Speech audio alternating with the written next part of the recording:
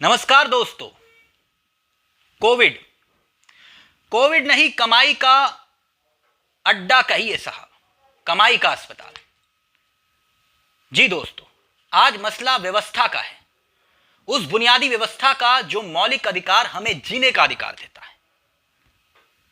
लेकिन क्या वो व्यवस्था सिर्फ अमीरों के लिए है, गरीबों के लिए नहीं? मैं उस व्यवस्था का जिक्र कर रहा हूं जो व्यवस्था चरमरा चुकी है। वो व्यवस्था जिसको लेकर तमाम न्यूज चैनल्स खामोश हैं, कोई बोलने को तैयार नहीं। हो सकता है कोई आपका परिचित, आपके परिवार का कोई शख्स अस्पताल में भर्ती हो या फिर इस कगार कर हो कि उसको भर्ती करवाया जाए। लेकिन अब इलाज सिर्फ अमीरों का होता है, गरीबों का नहीं। मैं कुछ आंकड़ों के जरिए आपके सामने वो हकीकत बयां करूंगा जिसको लेकर कोई चर्चा, कोई बहस न्यूज चैनलों में नहीं हो रही। मसला कोविड नहीं, कमाई का अस्पताल। मैं ये बात क्यों कह रहा हूं, अब गहराई से समझिएगा और उन आंकड़ों को मैं आपके सामने रखूंगा जहां पर यह साबित होता है कि आपदा में लूट की छूट सरकार ने दे रखी है। उन निजी अस्पतालों को जहां नियम, कायदे, कानून नहीं, सिर्फ पैसा चलता है साहब, पैसा। यह बात क्यों? कोविड पेशेंट, कोविड अस्पताल, निजी अस्पतालों का हाल और सरकारी अस्पतालों का हाल।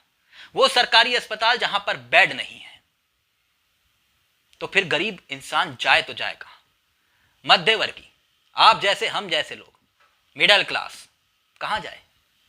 अगर ऐसी नौबत आए कि अस्पताल में भर्ती होना है तो क्या होता है, क्या स्थिति होती है? पहले वो शख्स अपने करीबी को अस्पताल लेकर जाता है, इमरजेंसी में भर्ती करवाता है, फिर टीपीए में जाकर बात करता है कि हमारे पास मेडिक्लेम है।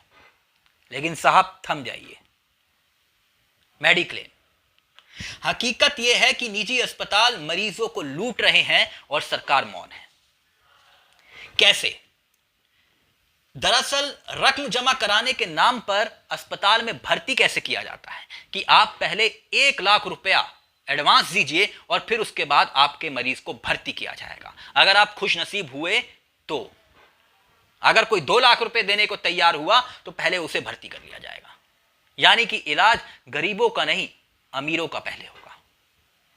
हमारा मौलिक अधिकार कहां गया जीने का? क्या यह प्रश्न नहीं खड़ा होता? और ऐसी स्थिति में जहां हम ये सोचे कि बीमा क्लेम करके हम स्वस्थ हो जाएंगे, अस्पताल हमें भर्ती कर लेगा, तो ये हम खुशफहमी में हैं। ये जिक्र इसलिए, उस व्यवस्था को पहले आपको समझना होगा जो व्यवस्था सरकार ने बनाई। कोविड में सरकार ने तय किया कि कोरोना को स्वास्थ्य बीमा के दायरे में लाया जाए। लेकिन क्या वो लाया गया? जी, लाया तो गया, मगर क्या निजी अस्पताल कोरोना के मरीजों के लिए जो खर्च निर्धारित किया है सरकार ने, उस पर अमल कर रहे हैं? तो इसका जवाब आप जानते हैं, हरगिज नहीं। पहले आप 1 लाख रुपया एडवांस जमा करवाएंगे, उसके बाद मरीज को भर्ती करवाएंगे। यह सीधा सा फॉर्मूला है। अगर आपकी जेब में पैसा नहीं तो अस्पताल की चौखट पर आप मर जाएं, कोई पूछने वाला नहीं। अब आप कहेंगे इस व्यवस्था को आखिरकार कोई तो जिम्मेदार होगा। जी, नोडल अधिकारी बनाए जाते हैं, लेकिन वो नोडल अधिकारी कहां है, वो अपने आप में एक अहम सवाल है। लेकिन एक महत्वपूर्ण बिंदु, क्या आप ये बात जानते हैं कि इलाज, जब पहले कोविड से पहले जो इलाज होता था और जो आज इलाज हो रहा है कोविड काल में, उसकी रकम कितनी हो गई? 10 गुना ज्यादा, 10 गुना ज्यादा महंगा हो गया इलाज।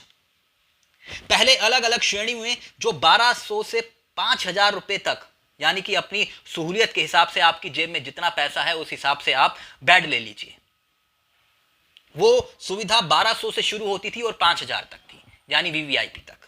लेकिन अब वो 10 से 25,000 तक जा पहुंची। किसने दी ये लूट की छूट? और कौन पूछेगा?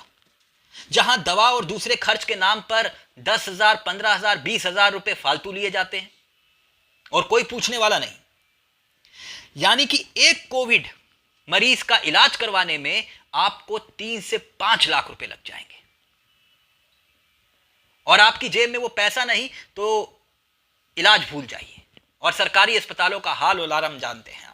अवैध वसूली के खिलाफ कार्रवाई का जिक्र करते हैं, लेकिन अधिकारी जानकर भी क्यों मौन होते हैं, यह अपने आप में एक सवाल है और कोई पूछने वाला नहीं।